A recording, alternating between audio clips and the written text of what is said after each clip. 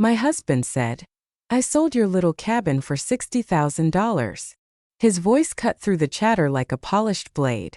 Around the dinner table, his family, Helen, Charles, Ryan, and Chloe, burst into applause, raising their glasses as if he'd announced a business triumph. Ethan smiled, basking in their approval. The money for this dinner, he continued, gesturing toward the extravagant spread of roast lamb, crystal glasses, and imported wine, comes from the cabin sale. At least one meal is covered.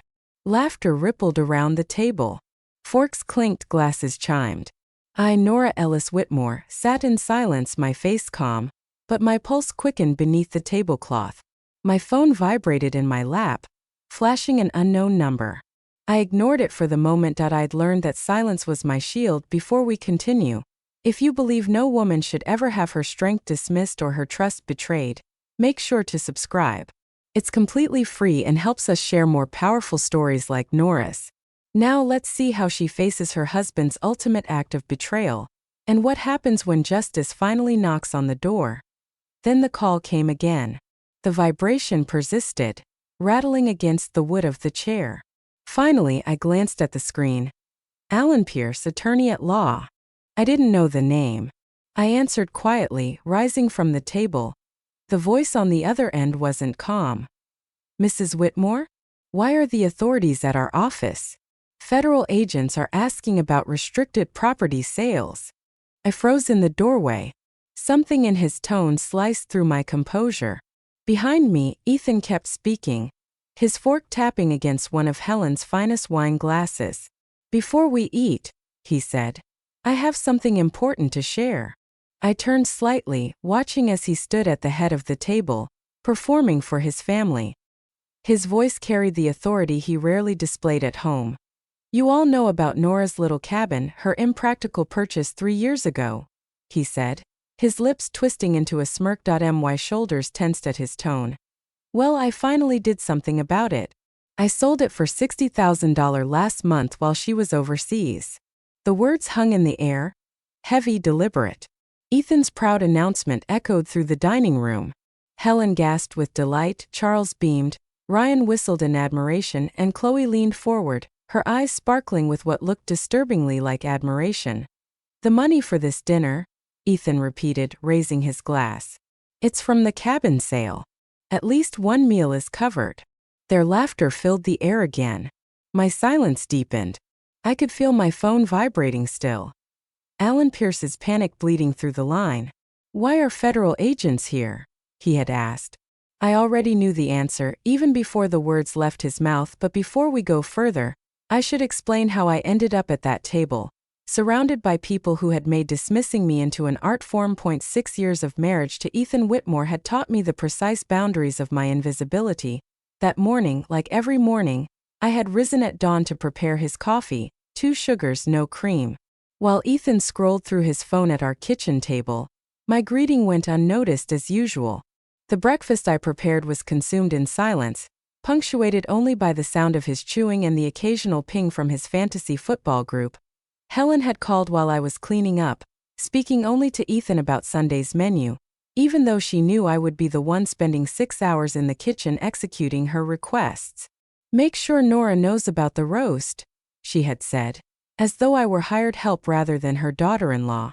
And tell her not to oversalt the potatoes this time. The potatoes had been perfectly seasoned, but in the Whitmore family, my efforts were always somehow lacking. The pattern had been established early in our marriage. When I received my promotion at the consulting firm, a 30% raise and a corner office earned through 18 months of 70-hour weeks, Ethan's response was a distracted mumble. Well, it's about time you contributed meaningfully to our finances. The next evening, his younger brother Ryan had scratched off a $50 lottery winner at the same dinner table, and the family erupted in celebration. Helen took photos, Charles made a toast to Ryan's financial acumen, and Ethan clapped his brother on the back as if he'd won the Nobel Prize. That was the Whitmore family dynamic. 1,000 small cruelties, each cutting deeper than the last. Helen consistently forgot to set a place for me at holiday dinners until Ethan mentioned it. Charles discussed finances with Ethan while I sat right there, invisible as the furniture, Even though my salary had exceeded Ethan's for the past 2 years, Ryan borrowed money he never repaid, always joking that I probably tracked every penny in a spreadsheet, which of course I did, though not for the reasons he imagined. During their weekly family dinners, my accomplishments became footnotes, while Ethan's mediocre sales numbers were dissected and praised as though he were revolutionizing his industry. The month I landed $1 million contract for my firm, the entire dinner conversation focused on Ethan's minor deal that barely matched my monthly commission. When I mentioned my achievement, Helen smiled condescendingly. "That's nice, dear," she said before turning to Ethan. "How are your prospects looking next quarter?" It was that night, as the conversation shifted effortlessly away from me once again, that I realized silence could be a weapon as well as a wound. 3 years ago, I began my quiet rebellion. I opened a savings account Ethan didn't know existed. Every freelance project I took, every lunch I skipped, every coffee I didn't buy went into that account. I watched the balance grow slowly, each deposit a small act of defiance against their assumption that everything I earned belonged to Ethan by default. The cabin had been my first major purchase from that account. 2 acres of pine forest, 40 miles north of our suburban home, with a creaky deck overlooking a small pond. It wasn't luxury in the traditional sense, but it was freedom. When Ethan discovered it through a credit report he'd pulled for a car loan application, his rage filled the house for weeks. Helen and Charles arrived within hours of his call, ready to lecture me about transparency and trust. "What kind of wife keeps secrets?" Helen demanded, while Charles questioned my mental stability. But the cabin had become my sanctuary. Every Friday afternoon, I drove north with my coffee and notebooks, spending weekends in peaceful silence. Ethan refused to visit, calling it my midlife crisis shack. His family repeated that phrase like gospel. To them, the cabin symbolized everything wrong with me: my selfishness, my impracticality, my failure to be the kind of wife they wanted. Now, sitting at this dinner table, watching Ethan bask in his family's approval for selling my sanctuary, my achievement, my freedom, I felt the vibration in my pocket again. The caller ID read Alan Pierce, and somehow, I knew this call would explain why Ethan's proud announcement was about to become the worst decision of his life. That I excused myself quietly from the table and stepped onto Helen's back porch, pressing the phone to my ear. On the other end, Alan's voice trembled. "Federal agents are examining documents asking about property sales that require special clearances," he said through the glass doors. I could see Ethan pulling out papers from a leather folder, proudly showing his family the details of his brilliant transaction. While Helen poured more wine, I gripped the railing, the cold autumn air biting my fingers, and for the first time that evening I smiled, just slightly. Because I finally understood. Ethan Whitmore had just sold something he never truly owned. And the government was about to remind him of that fact. 3 years earlier, the journey to that cabin had started with a phone call from Eleanor Price, the elderly owner. Her voice, warm and honey-soft, carried across the line like a memory from another era. "It's not fancy," she warned. "My husband built most of it himself after he retired from the railroad. But there's something special about those woods. They know how to keep secrets." I drove out there on a Tuesday morning when Ethan thought I had a dental appointment. The narrow dirt road wound through towering pines that filtered the October light into golden ribbons. When the trees opened and the cabin appeared, something inside my chest unclenched for the first time in years. 2 stories of weathered cedar siding stood before me, a metal roof gone green with age, and a deck that leaned slightly but held firm, overlooking a pond so still it looked like glass. Eleanor waited on the front steps, her silver-white hair pinned back, wearing a flannel shirt that probably belonged to her late husband. She guided me through each room, touching the door frames as though she were saying goodbye to old friends. In the main bedroom, she stopped by a window facing east. "Harold used to say the sunrise through these pines was better than church," she murmured. I think he was right. When she named her price, I blinked. It was at least $20,000 below market value. "I don't need the money," she said, studying my face with startling clarity. "I need to know it's going to someone who needs this place like we did. Someone who understands that sometimes 4 walls and silence are the only medicine that works." The down payment represented 3 years of skipped lunches, declined dinner invitations, and clothes worn long past their prime. Every dollar saved was an act of rebellion against the Whitmore family's belief that I existed only as Ethan's extension. My hands trembled when I signed the papers in Eleanor's kitchen, using my maiden name, Nora Ellis, on every line. The key she placed in my palm felt heavier than metal, weighted with possibility. For 2 weeks I kept my secret.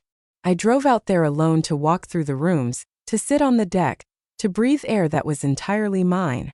I fixed small things, a dripping faucet, a cabinet hinge. I learned from hardware store clerks and YouTube tutorials, each repair a tiny reclaiming of the self I'd buried under obligation. Ethan's discovery came by accident. He decided to refinance his beloved BMW and needed my signature on the credit application. The loan officer's computer screen faced me as she pulled our joint credit report. There it was, clear as day. Recent inquiry, Pine Grove Mortgage Company. Ethan's expression shifted in real time: confusion, comprehension, then rage. The drive home was silent, but once inside the house, the explosion came. "You bought property without telling me? With what money?" His voice rose with each question until the walls vibrated. Within an hour, Helen's Lexus screeched into the driveway, followed by Charles's black Mercedes. Ethan had summoned his parents like generals preparing for battle. They arranged themselves in the living room like a tribunal. Helen sat upright on the sofa, her pearls catching the light. "Nora, dear," she began in that syrupy tone that always preceded an attack, "help us understand what kind of wife makes major financial decisions without consulting her husband." Charles stood near the fireplace, hands clasped behind his back. "This raises serious concerns about your mental state," he said. "Hidden money, secret purchases. These aren't the actions of a stable person." I sat in the lone chair they'd positioned to face them all, my hands folded neatly in my lap. "The cabin costs $45,000, I said calmly. "I paid entirely with freelance income. It doesn't affect our joint finances." "That's not the point." Ethan slammed his fist on the coffee table, rattling Helen's teacup. "We're supposed to be partners. Partners don't keep secrets." The irony of Ethan lecturing about partnership, when he hadn't noticed my absence on dozens of weekends, hadn't asked about my projects, hadn't remembered our last 3 anniversaries, was so thick I could taste it. But I said nothing. I had learned long ago that defending myself only gave them more ammunition. The following months became a war of attrition. Ethan refused to visit the cabin, calling it her crisis shack to anyone who would listen. His family crafted their own narrative, that the cabin was proof of my selfishness, my deceit, my failure as a wife. They told the story at every family event until it became accepted truth. Poor Ethan, married to an unstable woman who hid money and ran off to the woods. Yet every Friday, I packed a small bag and drove north. Those weekends became salvation. I learned to replace broken boards, to identify bird calls, to grow tomatoes on the deck. I filled notebooks with thoughts I couldn't speak aloud. The cabin learned my secrets, how I dreaded Sunday dinners, how I sat in the car gathering strength before entering my own home, how I marked each day on a hidden calendar not to count toward something, but to prove I was surviving. Eventually Helen escalated her campaign. She called it a family meeting. But it was an intervention. She had even prepared a PowerPoint. Slide by slide, she presented projected maintenance costs, septic failures, and property tax increases as inevitable catastrophes. Ryan cracked jokes about me turning into a hermit. Charles asked if I was meeting someone out there. Ethan remained silent, his indifference sharper than their accusations. When they finally paused, I took out my phone and showed photos. The herb garden now thriving, the desk positioned by the sunlit window, the crooked bookshelves I'd built myself. Their faces stayed unmoved, seeing only evidence of my distance from them. Helen closed my phone with a snap and returned it like spoiled food to a waiter. "Well," she said, adjusting her pearls, "I suppose everyone needs their hobbies." The word hobbies dripped with such disdain it could have curdled milk. 2 months after that debacle, everything shifted. My managing director, Patrick Hayes, called me into his office one Monday morning. The city below was blanketed in fog, and Patrick stood by the window like a general planning a campaign. "We've won the Rayche contract," he said. 4 months coordinating their satellite offices across Asia. Worth $12 million to the firm, and I need you. The project required high-level security clearance because RevengeAmy handled defense components. 12 candidates were considered. My name was at the top, circled twice. Your background check came back spotless, Patrick added. The client specifically requested someone with your compliance expertise. I accepted before I could overthink it. 4 months away from the Whitmores felt like oxygen after years of suffocation. Patrick smiled knowingly. You leave in 3 weeks. The pay differential is substantial. Hazard bonus plus overseas adjustment. You're about to double your quarterly income. That evening I told Ethan. He set his fork down halfway to his mouth. Why would they send you? Why not someone with seniority? Because I have the clearance and the experience, I replied. He frowned. A woman alone in Asia for 4 months? Seems unnecessary. Can't you do it remotely? Within the hour, Helen called, having received his distress signal. Nora, dear, her voice crackled over speakerphone. Don't you think this is rather selfish? Leaving your husband for months? Marriage requires sacrifice. 3 days later, during the security briefing, Agent Maria Delgado from the Defense Security Service addressed me. Your cabin in Pine Grove, she said, reading from her tablet, will be flagged as property owned by a cleared contractor. That means federal protection. Any transfer or sale will trigger investigation. My simple refuge had just become a federally monitored asset. The irony wasn't lost on me. The property Ethan mocked as worthless was now guarded by the government. I spent the next days preparing every detail for my absence. Automated bills, contracts with a property management firm that served deployed military families, security cameras streaming to the cloud. I even left Ethan a 15-page emergency binder labeled Cabin Access. For emergency use only. The warning line was highlighted in yellow. Ethan flipped through it with a smirk. It's a shack in the woods, Nora, not Fort Knox. He laughed, tossing the folder onto the counter where it would remain untouched for the next 4 months. Singapore's humidity hit me like a wall when I stepped off the plane, but the rush of freedom was stronger than any physical discomfort.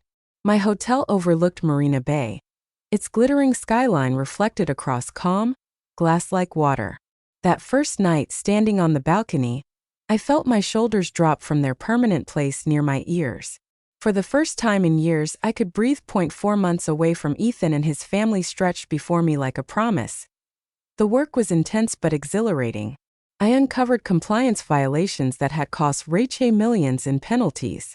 My daily reports to Patrick Hayes were met with genuine praise, something I'd nearly forgotten how to accept. The client, impressed by my precision and professionalism, asked to extend my assignment. I declined politely. 4 months was my limit. My weekly video calls with Ethan soon became exercises in futility. At first, he managed 10 minutes of distracted conversation, asking perfunctory questions about my work while his eyes stayed fixed on something else on his screen. By the 3rd week, he began joining his family's weekly dinners during our scheduled calls.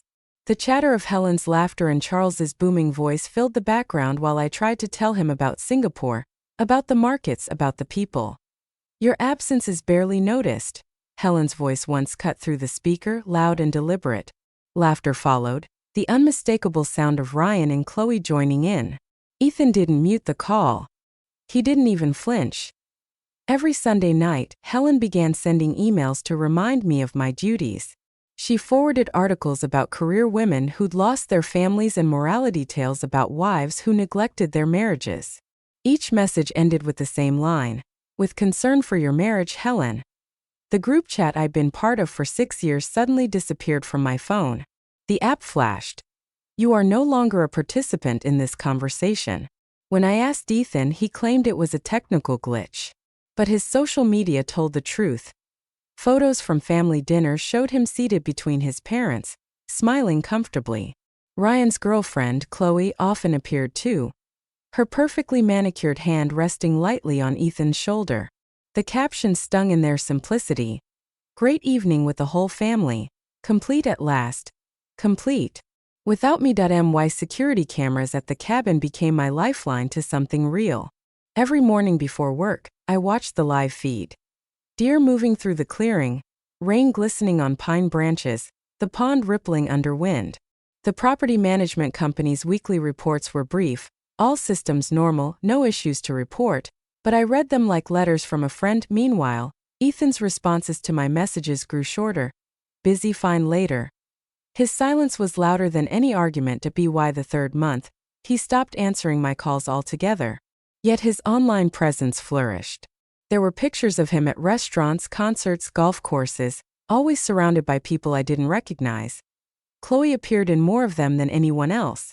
Always smiling, always close. In one photo, she leaned in as Ethan whispered something into her ear, her hand brushing his arm.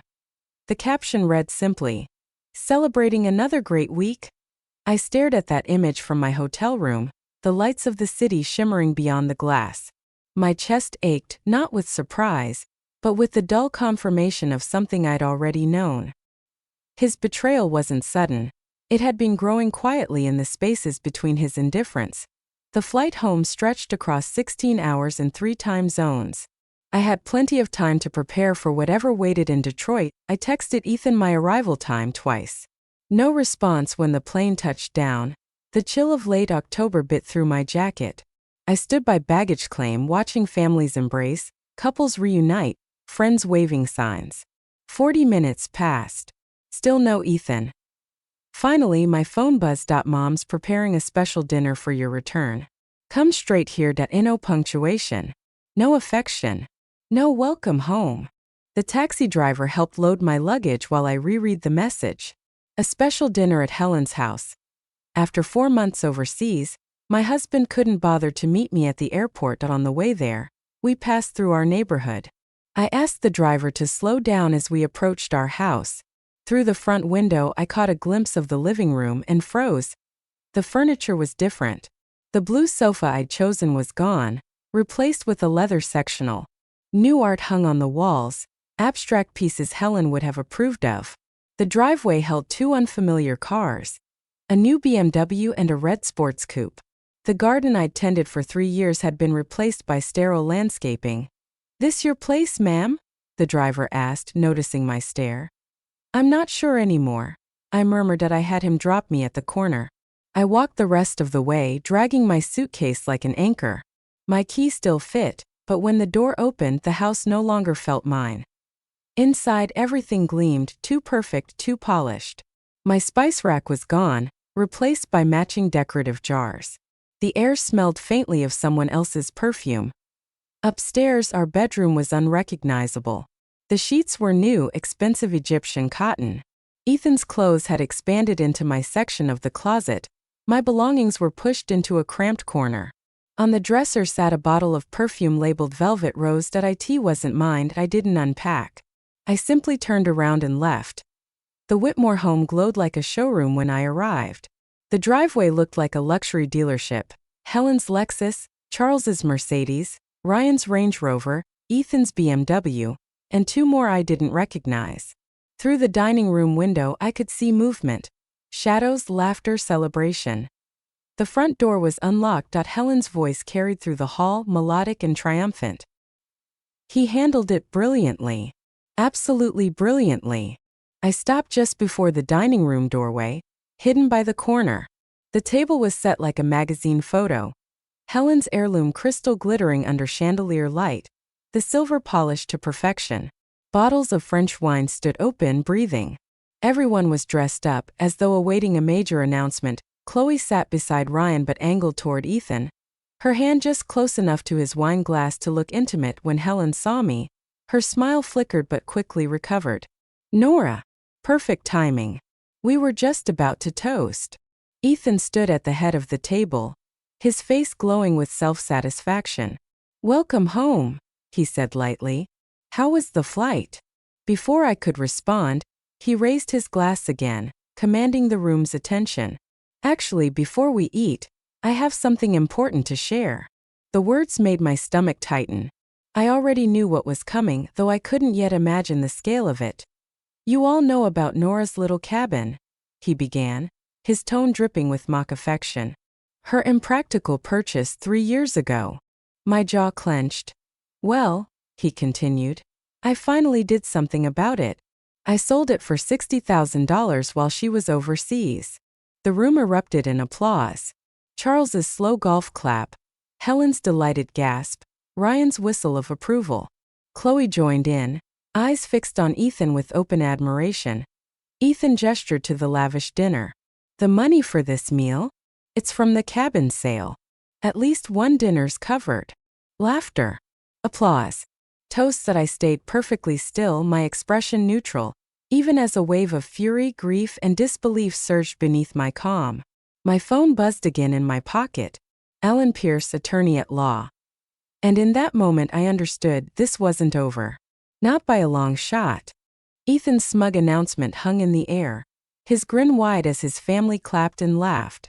Helen's pearls shimmered under the chandelier as she declared, That's what I call resourcefulness. Ryan whistled in admiration. Even Chloe, the ever-attentive interloper, leaned closer, eyes glimmering with adoration. The money for this dinner, Ethan repeated, gesturing toward the lavish spread of catered French dishes, came from the cabin sale. At least one meal is covered. The laughter rolled again, rich, delighted, completely oblivious to the storm forming outside their bubble of arrogance. I didn't move. My silence had weight now. It wasn't surrender. It was anticipation. My phone buzzed again in my pocket. Alan Pierce. The name flashed insistently, and this time I answered. Mrs. Whitmore? His voice was high, panicked. It's Alan Pierce, attorney for the buyers of your Pine Grove property. You need to tell me what's going on. I stepped away from the table, out toward the glass doors that led to Helen's meticulously manicured back porch. I'm listening, Mr. Pierce, I said evenly, though my heart began to pound. Why are federal authorities at our office? He demanded. They're here with warrants. Asking about restricted property sales, about fraudulent transfers. They've seized our files. What kind of property did your husband sell us? The words hit like ice. Federal authorities behind the glass. Ethan continued his performance, pulling out a leather folder, spreading documents across the white linen tablecloth, showing off his brilliant transaction. Helen poured more wine. Charles leaned forward to inspect the papers. Mr. Pierce, I said quietly, I've been overseas for 4 months. This is the first I've heard of any sale. Perhaps you should explain what transaction you're referring to. The Pine Grove cabin, he stammered. Your husband handled everything. He provided all the documents, managed the sale himself. We transferred $60,000 into your joint account 6 weeks ago. But now agents are saying it's federal property. They're using words like fraud and forgery. What did he sell us, Mrs. Whitmore? I closed my eyes. The irony was brutal. While I was in Singapore protecting national security contracts, Ethan had forged my signature to sell federally registered property. Mr. Pierce, I said calmly, I'll review everything and contact you shortly. I ended the call, the night air biting my skin as I gripped the porch railing. 3 missed calls appeared on my screen from a blocked number. Then a text popped up, short, official, and terrifyingly direct. From Agent Lydia Brooks, Mrs. Whitmore, aware of situation regarding your Pine Grove property. Maintain normal behavior. Attend family dinner as planned. Keep subjects unaware. Team mobilizing. The timestamp showed it had been sent 2 hours ago, while my plane was still descending into Detroit. They already knew. Inside, laughter swelled again. Ethan's voice carried. You should have seen the bidding war. I saved thousands in agent fees. His tone was dripping with triumph. I took a slow breath. The pieces fell into place: my security briefing, the property's classification, the government's tracking system. Ethan hadn't just sold my cabin. He had committed a federal crime without realizing it. I remembered Agent Maria Delgado's calm voice months earlier. Your cabin will be flagged as a protected asset. Any unauthorized transfer will automatically trigger a federal inquiry. That flag had done its job. Through the window, I saw Ethan basking in their applause, pointing to the documents like a prize exhibit. He believed he'd won. But he'd already lost. I slipped my phone into my pocket and walked back into the dining room. Ethan paused mid-sentence. Important call? He asked, his tone mocking. Just work, I replied, taking my seat at the far end of the table, the position reserved for someone tolerated, not valued. Ethan laughed. Always working, even right off the plane. You should learn to relax, Nora. I said nothing. He turned back to his audience, gesturing at the papers again. The best part, he bragged, was accessing all the necessary documents while Nora was off playing international businesswoman. I found everything in her home office: deed, title, insurance. She even kept the safe combination the same as our anniversary date. I didn't have to lift a finger. Brilliant, Charles murmured approvingly. Taking control of wasteful assets, that's what a real businessman does. Helen nodded eagerly. Exactly. Why let money sit idle in some dusty cabin when it could be invested properly? Ethan's been looking into Ryan's new venture. Wonderful opportunities there. Ryan grinned, sensing a payday. We could definitely use that capital. My partner says we could triple it in 18 months. They were already spending the money. My money. None of them questioned why I hadn't been consulted, why the sale wasn't discussed. Their certainty in Ethan's authority was absolute. Your signature work was impressive, Ryan said, grinning at his brother. Honestly, I couldn't tell it was forged. Ethan chuckled. 3 days of practice. I used her old journals to study her handwriting. The tricks in the pressure of the pen. The way she curves her letters. Chloe spoke next, her tone syrupy sweet. You must be so proud, Nora. Ethan really took charge while you were gone. Her eyes met mine with the smug glint of someone who believed she'd won. I smiled faintly. Oh yes, I said evenly. He certainly took charge of something that wasn't his to take. The words hung between us. Helen's fork clinked against her plate, uneasy. Ethan, ever arrogant, laughed it off. Everything in a marriage is ours, darling. That's what partnership means. My phone vibrated again beneath the table. Another text from Agent Brooks, 15 minutes. The second hand on Helen's grandfather clock ticked forward. 14 minutes. 12. I sipped my wine slowly, letting the rich red coat my tongue, while Ethan droned on about future investments. He was explaining how he planned to leverage the cabin money into a real estate portfolio when the first black SUV glided silently into the driveway. Headlights swept across the curtains like searchlights. Another vehicle followed, then a third, each stopping with military precision. Through the lace curtains, I saw the license plates. Government issue. Helen noticed the lights first. Who on earth? She began, but her voice trailed off as heavy footsteps approached the door. I stood up from my chair. I'll get it, I said softly. Ethan barely glanced at me, still talking to Charles about smart investments and financial growth. I reached the foyer just as the first knock came. A firm, deliberate rhythm that silenced the laughter in the dining room. When I opened the door, 6 figures stood outside. Dark suits. Federal demeanor. And at the front, the woman I remembered from my clearance interview. Agent Lydia Brooks. She met my gaze, her expression calm, professional.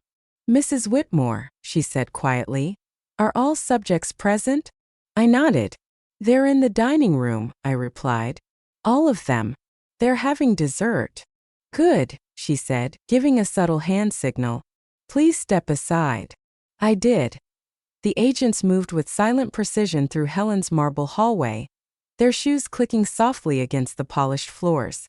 Each footstep was a countdown inside the dining room.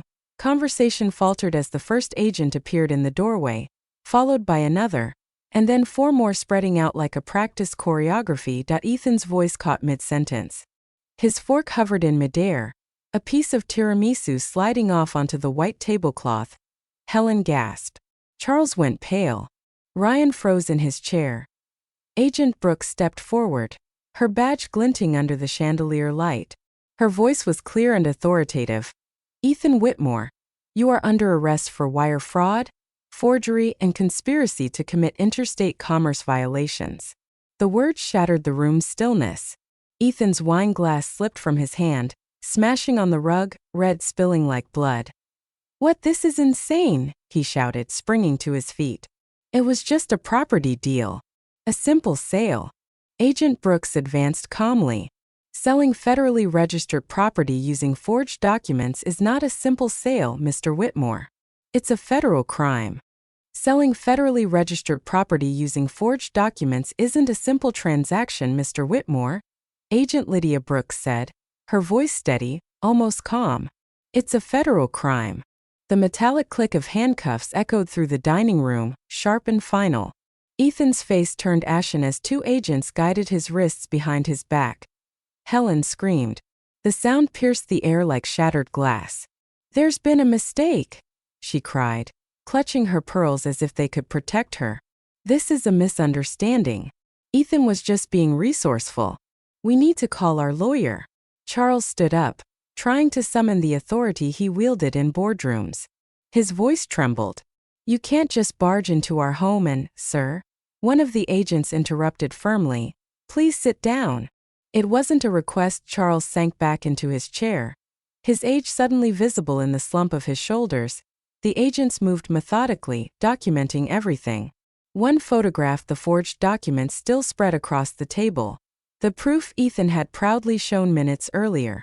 Another snapped photos of the half-eaten dessert, the spilled wine, the shattered crystal glass on Helen's Persian rug. The celebration had become evidence. The third agent collected the family's phones, ignoring Chloe's protests about privacy and Ryan's frantic claims that he wasn't involved in anything. Ethan turned toward me, his eyes wild. "Nora, tell them this is a misunderstanding." His voice cracked under the weight of panic. "You're my wife. You can explain that I had every right to sell that property. Tell them." I met his gaze with the same steady silence I had cultivated over 6 years of being dismissed, ignored, and belittled. The silence that had once been my prison now became my power. I said nothing. "You can't do this to me," Ethan pleaded as the agent secured his wrists. "Wives can't testify against their husbands. You know that, right?" "You can't." Agent Brooks paused, her tone clipped and precise. "Actually, Mr. Whitmore, spouses can testify in federal cases involving crimes against each other. But we don't need your wife's testimony. The evidence you've provided tonight, your confession, the forged documents, the fraudulent sale of a federally registered asset, is more than enough." She turned her gaze toward me, and for a brief moment, her professional calm softened into something like understanding. "Mrs. Whitmore, we'll need you to come to the federal building tomorrow to provide a statement. Our Financial Crimes Division has identified additional irregularities connected to this case." Helen gasped. "Additional irregularities?" Agent Brooks looked at the older couple, her expression unreadable. "Mr. and Mrs. Whitmore, Sr., you'll also need to appear for questioning. Your names are associated with several suspicious transfers related to this matter." She let the words hang in the air before continuing. "It appears the cabin sale was only the beginning. Our forensic accountants have found evidence of systematic embezzlement from joint accounts, hidden investments, and a consistent pattern of financial fraud extending over several years." The once proud Whitmore family sat frozen. The dynasty of judgment and condescension that had ruled every dinner, every conversation, every decision, it was collapsing in real time. Ryan pressed back into his chair, pale as chalk, while one of the agents began reading him his rights as a material witness. Chloe, mascara streaking down her cheeks, repeated over and over that she barely knew any of them.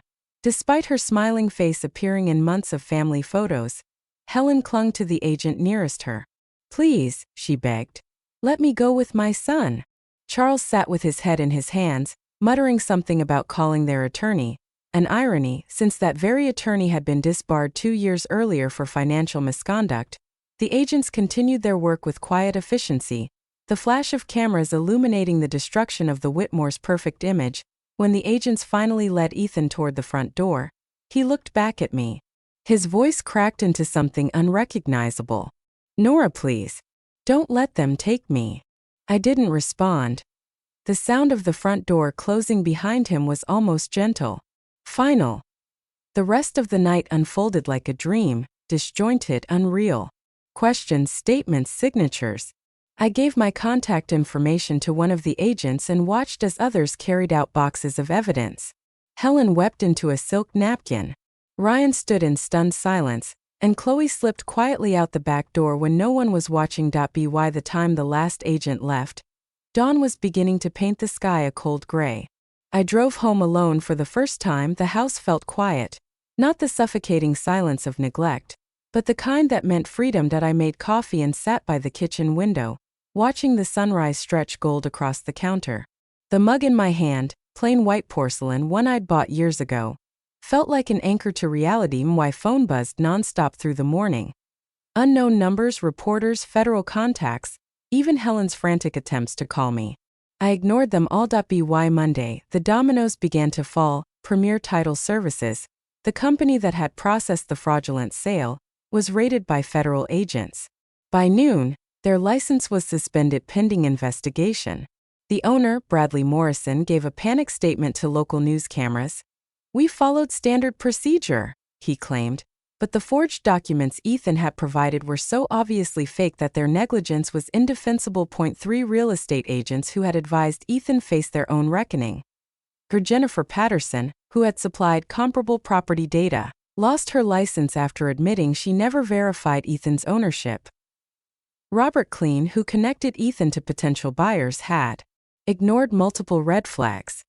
Sandra Marsh, who'd posted a social media brag, closed another deal.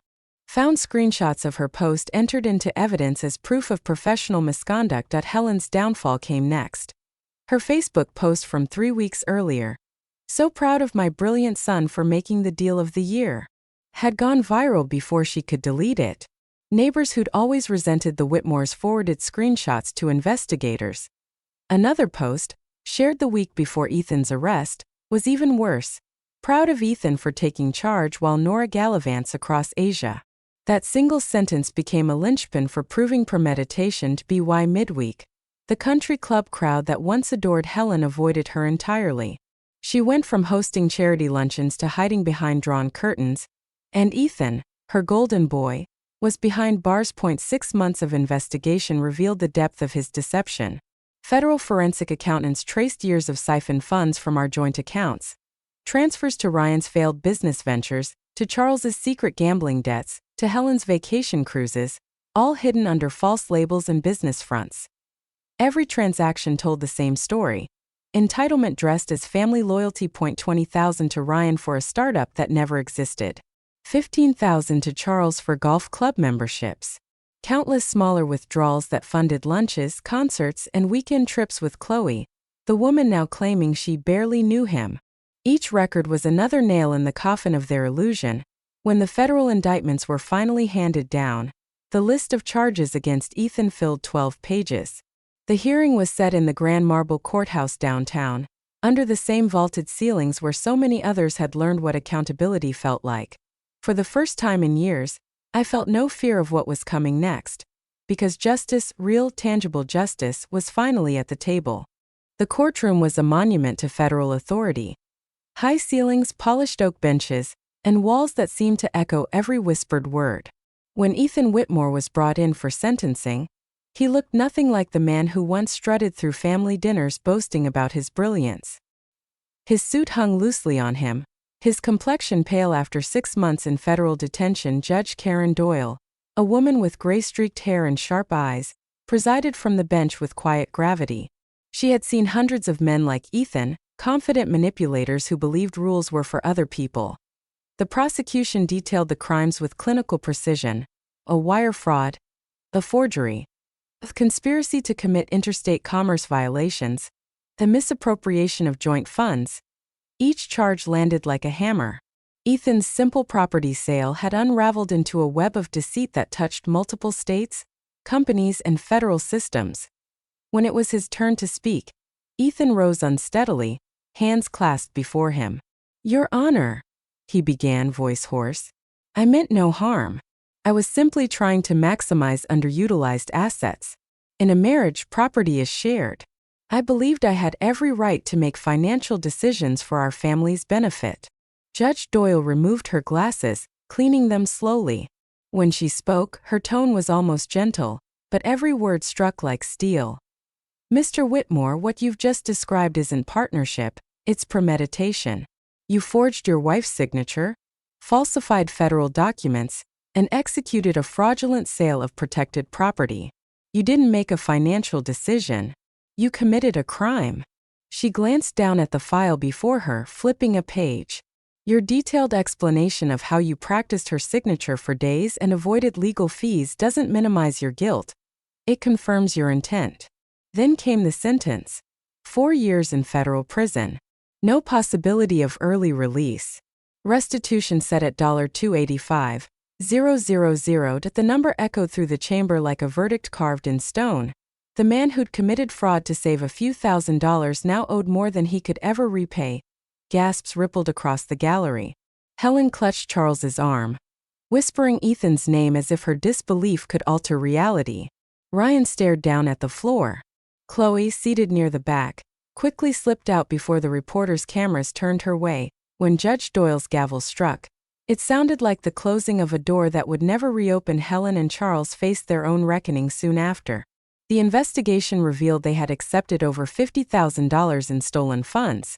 Money spent on cruises, charity galas, and country club memberships far beyond their means. 2 weeks later, they stood in a different courtroom.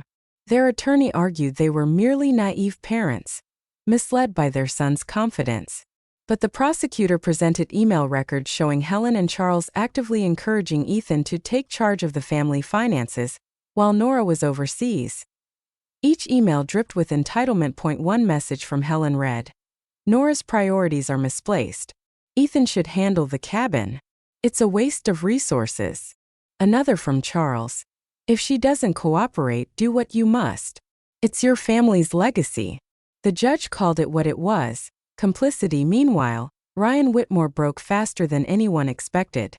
Faced with the threat of conspiracy charges, he immediately agreed to cooperate with federal prosecutors.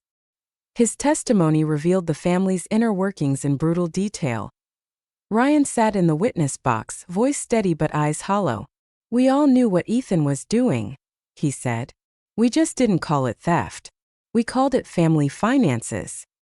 He described late-night conversations where Ethan plotted to access Nora's accounts, Helen's smug satisfaction when she heard the cabin was handled, and Charles's constant lectures about keeping money within the bloodline. When Ryan finished, the courtroom was silent except for the faint scratching of the stenographer's keys. Even the reporters stopped writing. Helen broke down crying. Charles simply stared at his son, the weight of betrayal settling over the ruins of their name. Ethan's sentencing was only the first wave. Federal restitution orders seized what little remained of their wealth, bank accounts, vehicles, even heirlooms listed as collateral. Helen's prized collection of Waterford crystal was appraised and sold at auction to cover legal fees. The same set she'd once displayed proudly during family dinners now sat in a federal evidence locker, tagged and catalogued. While the Whitmore's empire of arrogance collapsed, I, Nora Ellis, found myself strangely calm. I'd spent years trapped under their judgment, and now the world could finally see them for what they were. The local newspaper ran the story daily. Banker's family at center of federal fraud investigation. Luxury cabin sale sparks FBI raid in suburban scandal. Reporters camped outside the courthouse, desperate for interviews. I gave none. 6 months of headlines chronicled every downfall. Premier Title Services permanently shut down. Alan Pierce's law firm dissolved after being sued by the defrauded buyers. The buyers themselves, David and Jennifer Lee, filed a civil suit against all involved, though I was quickly cleared as a victim. Even Chloe faced consequences. Photos of her with Ethan appeared in multiple reports, prompting her employer to quietly terminate her contract. Meanwhile, Ethan's world shrank to the size of a prison cell. His once carefully groomed image, custom suits, fine watches, his precious BMW, was replaced with government-issued khaki and a job in the prison's financial records office. The irony was poetic. At night, I sometimes imagined him sitting in that sterile room, filling out paperwork for other people's transactions, finally accountable to rules he couldn't bend. Helen and Charles retreated from public life entirely. Their house, once filled with laughter, dinner parties, and smug conversation, was seized to satisfy part of their restitution. They moved into a small apartment near the edge of town, avoiding eye contact with neighbors who once envied them. The federal investigation stretched on, uncovering layers of deception Ethan had hidden even from his family. He'd used his banking position to quietly manipulate other clients' accounts, women whose assets he could access through his job. The cabin's federal protection had been the tripwire that exposed everything. Agent Lydia Brooks visited me once during the final phase of the inquiry. We met in a quiet conference room lined with gray walls and brighter truths. Without the federal flag on your property, he might have gone undetected for years, she said. You were the domino that toppled the rest. She gave me a faint, almost respectful smile. You built safeguards that even he couldn't anticipate. Most people don't realize how much foresight that takes. Her words stayed with me. For so long, my silence had been mistaken for weakness. But it turned out to be strategy. By the time Ethan's prison transfer papers were finalized, I had already rebuilt the foundation of my life. I used my own name again, Nora Ellis, not Whitmore. I hired a lawyer to begin divorce proceedings, confident that Michigan law would not favor an imprisoned spouse convicted of defrauding his partner. The judge assigned to the divorce case, a stern woman named Judge Carolyn Foster, didn't need much convincing. After reviewing the evidence, she announced her ruling. Mrs. Ellis, the court awards you full ownership of all marital assets without exception. Everything came to me. The suburban house I didn't want, the remaining joint savings, Ethan's investment accounts, even Helen's heirloom crystal set that had been listed under family property. I didn't celebrate. I simply signed the documents, took the keys, and left the courthouse. Freedom didn't need applause, it only needed space to breathe. The first letter arrived 6 weeks into Ethan's sentence. The handwriting was unmistakably his, rigid, slanted, every stroke heavy with the self-importance that had once filled our home. The tone was angry. He accused me of setting him up, of knowing the cabin's federal status and using it as a trap. You've destroyed our family, he wrote. You always wanted to humiliate me, and now you have. I didn't respond. The second letter came a month later, the edges smudged and the ink blotched in places. This one was self-pitying rather than furious. Ethan described the harshness of prison life, the indignity of being treated like a common criminal. He wrote about Helen and Charles losing their home, about Ryan refusing to visit him after his testimony. He lamented his bad luck and unfair treatment, but nowhere in the 4 pages did he acknowledge what he had done. By the third letter, the tone had changed again. Not remorse, Ethan was incapable of that, but something closer to weary resignation. I found out about the federal property classifications, he wrote. They explained it during our legal education class here. I should have asked questions. I should have asked you. That was the last one. He never apologized. He never admitted the years of deceit, the emotional cruelty, the theft disguised as partnership. He simply stopped writing, perhaps realizing that his words, like his presence, no longer had a place in my life. The story of the Whitmores' fall spread far beyond Detroit. The local newspaper's headline, "Wife's Cabin Exposes Family Fraud," became the most read article in its digital history. Reporters called endlessly, offering money for interviews, exclusive rights, or television appearances. I declined them all. The documents, the investigations, the trials, those were enough. I didn't need to explain myself anymore. The facts had already spoken. Ethan was serving 4 years in federal prison. Helen and Charles were bankrupted by restitution payments. Ryan had vanished from social media entirely. Chloe deleted every trace of the Whitmores from her accounts, her smiling face now reduced to a footnote in a public scandal. Neighbors who once pitied me began to see me differently. Where they'd once seen the quiet, overlooked wife, they now saw someone who had survived years of control and manipulation, and emerged stronger. Janet from next door brought casseroles during the divorce hearings. Mike, who lived across the street, offered to mow my lawn. The same people who had politely avoided eye contact during the height of the Whitmore social reign now nodded to me with respect. Still, I preferred solitude. My consulting work thrived beyond anything I'd expected. After the case became public record, clients sought me out specifically. My expertise in international compliance, coupled with first-hand experience in financial crime, made me uniquely valuable. My rates tripled, then quadrupled. I converted the second bedroom of the suburban house into a home office. From that room, overlooking the trees, I worked with companies around the world, helping them avoid the very traps my husband had walked into. Within 6 months, I earned more than Ethan had stolen in 6 years. The cabin remained my refuge. After the court formally transferred full ownership back to me, restitution funds were used to repair and enhance it. The narrow dirt road leading to the property was properly graded and graveled. New security systems were installed, discrete cameras, coded locks, and motion lights integrated into the federal safety network. Inside, everything had been restored and improved. The old kitchen was replaced with polished granite countertops and sturdy oak cabinets. The windows, now triple-paned, framed the pines outside like living paintings. The deck, once creaky and uneven, was reinforced and extended, wrapping around 2 sides of the cabin with built-in benches overlooking the pond. When I finally returned there for the first time since Ethan's arrest, it was early autumn. The air smelled of pine and rain. Mist rose from the pond, curling like smoke in the cool morning light. I walked slowly through my cabin, touching each surface as if reacquainting myself with an old friend. The place was quiet, save for the rustle of wind through the trees. It felt alive again.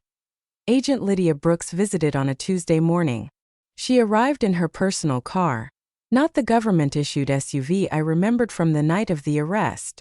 She carried 2 coffees from the cafe in town, oat milk latte for me, black for her. We sat on the new deck, watching the mist lift off the pond. "The investigation has expanded," she said, her voice calm but heavy with implication. "Your case opened something much larger than we anticipated."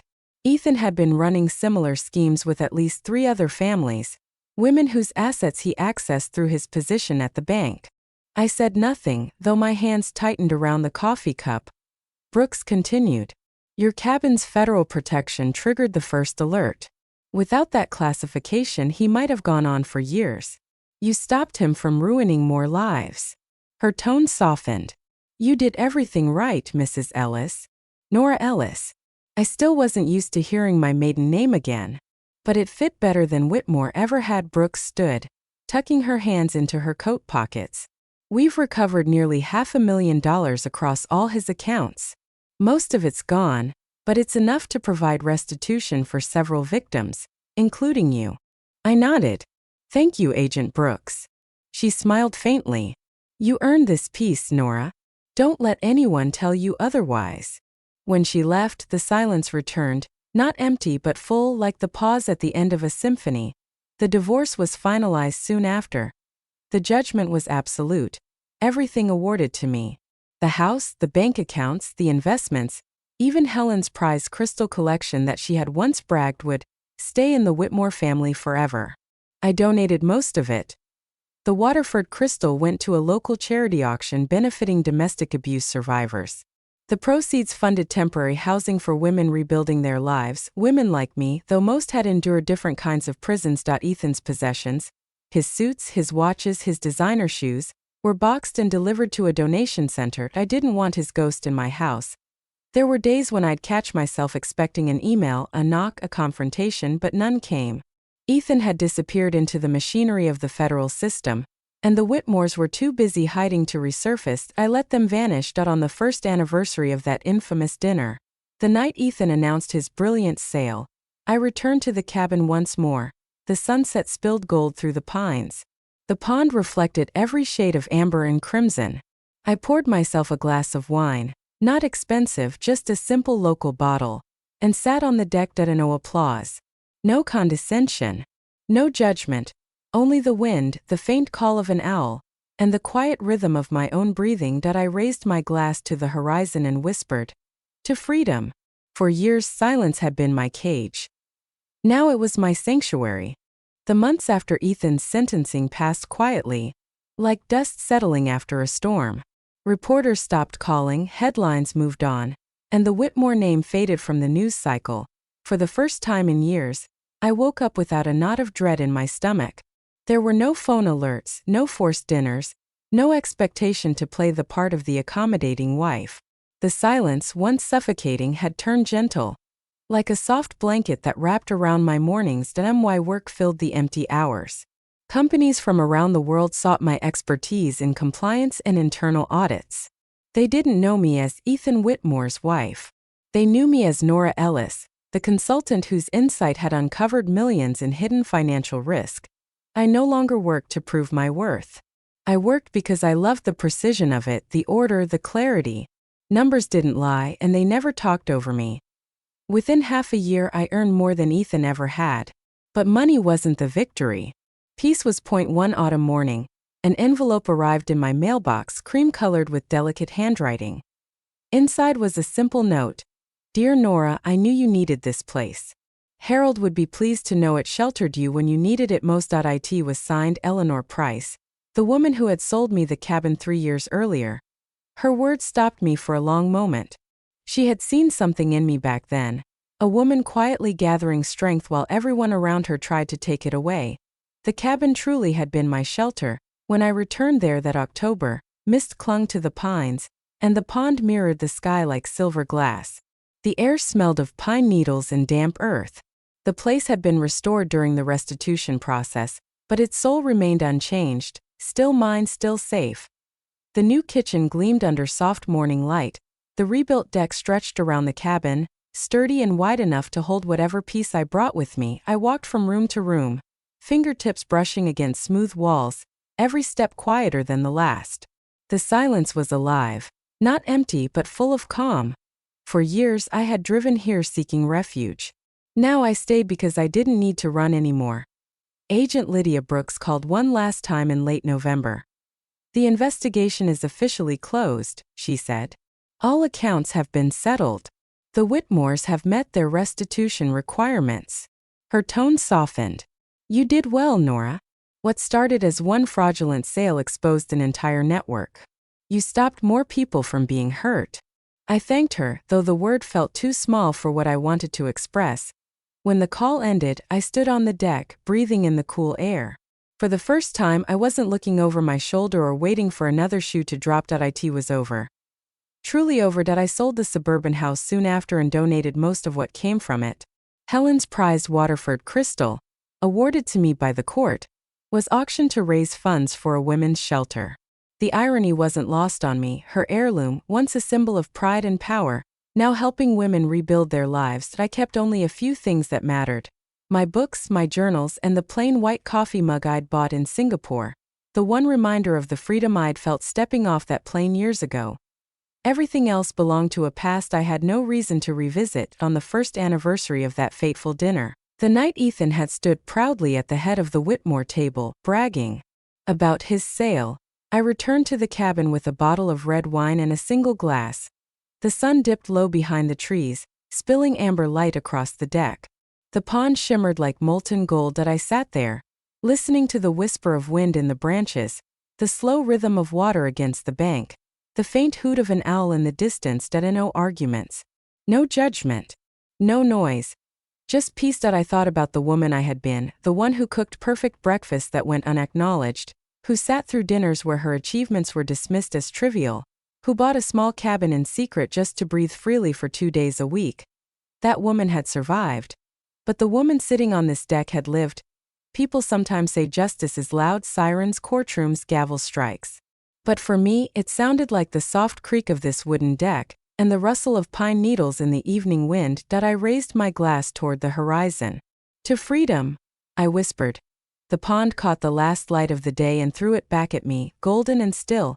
Somewhere in the distance, thunder rolled faintly, a storm far enough away to admire, close enough to remind me how fragile peace could be, and yet, I wasn't afraid of it anymore, because I had learned something essential in the ashes of all that chaos. Peace isn't granted. It's built, brick by brick, truth by truth, silence by silence, until it stands strong enough to shelter you from any storm.